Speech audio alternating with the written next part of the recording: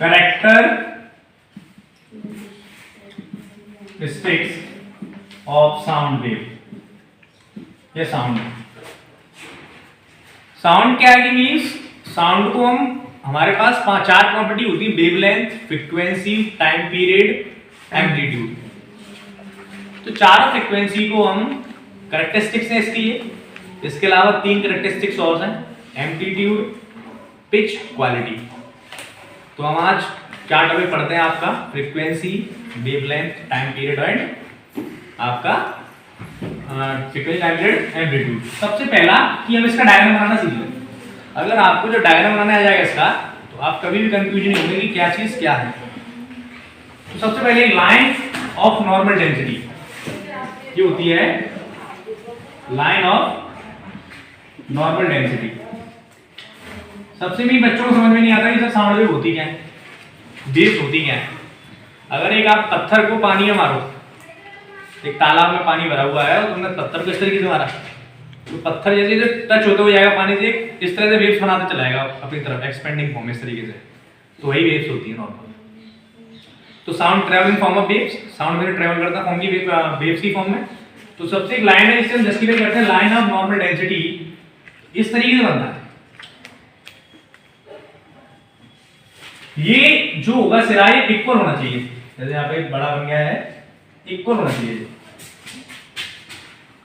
तो एक बार में जब ए से बी गया, फिर सी आया, फिर डी आया, फिर ई, एफ, जी, एच, आई।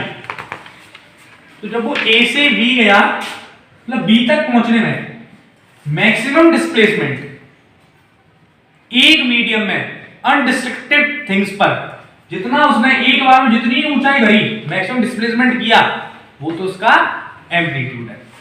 मतलब अगर हम बात करें एम्पलीट्यूड की, तो जब वो एक बार मैक्सिमम डिस्प्लेसमेंट कर गया, जितना अपडेट हुआ, जितना ज्यादा ऊपर तक गया, वो तो उसका एम्पलीट्यूड है। क्या है? Amplitude. Amplitude related to the loudness, हम नेक्स्ट पढ़ाएंगे अभी। लाउडनेस होता है, इसे मेजर करते हैं डेसिबल में। लाउडनेस और एम्पलीट्यूड एक दूसरे से जुड़े हुए हैं। मतलब कुछ तेज चिल्ला रहा है, जिसकी अगर एक बार में तेज चिल्ला रहा है, तो उसका जितना मैक्सिमम डिस्प्लेसमेंट होगा, उतनी उसकी ज्यादा लाउडनेस होगी। उसके बाद बी से अब हमारे पास आता है सेकंड फॉर्म, वेवलेंथ। वेवलेंथ में लिखा हुआ है लेंथ, लेंथ माने दूरी, वेव की दूरी।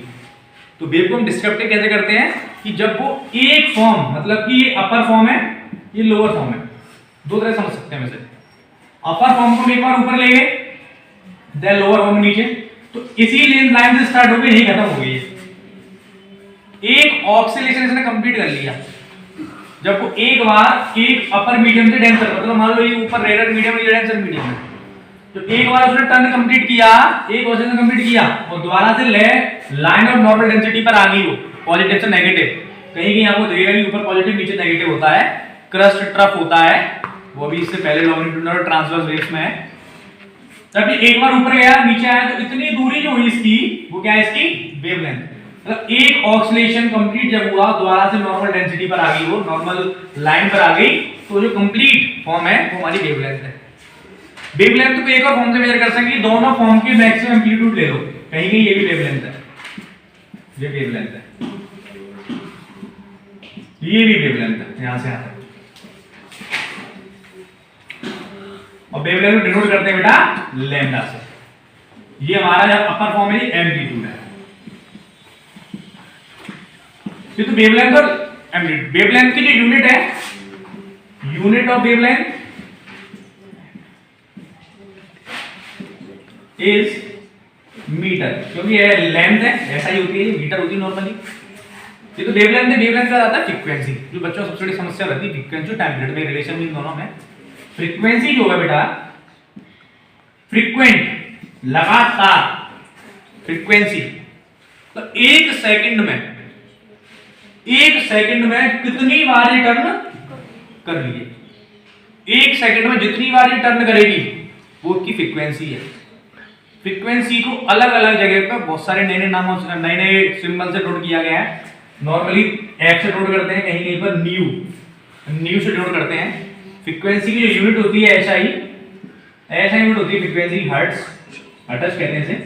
और हर्ट्ज का मतलब होता है 1 रिवॉल्यूशन पर सेकंड। एक हर्ट्ज का मतलब क्या होता है? 1 रिवॉल्यूशन पर सेकंड, कि एक रिवॉल्यूशन के बराबर एक हर्ट्ज होती है। हर्ट्ज के बाद आती है time period.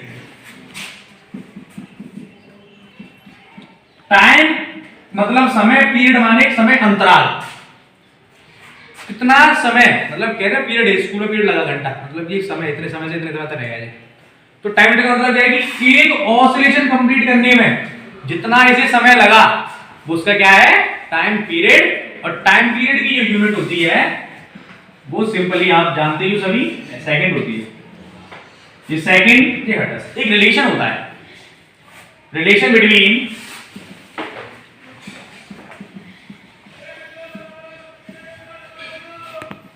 Frequency and time period. Frequency equal to होता है 1 अपॉन टाइम पीरियड,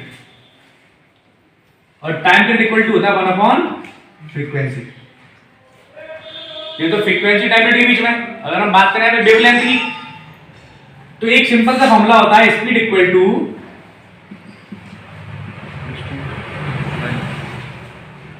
टाइम।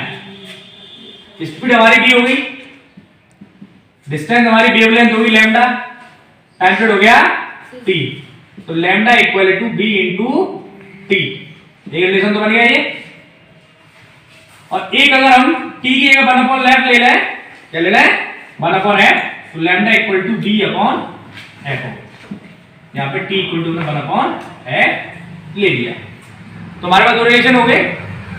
एक simple relation b equal to lambda upon t, तो lambda equal to b into T. और अगर हम t को 1 अपॉन f ले लें तो lambda equal to b upon f आ जाएगा।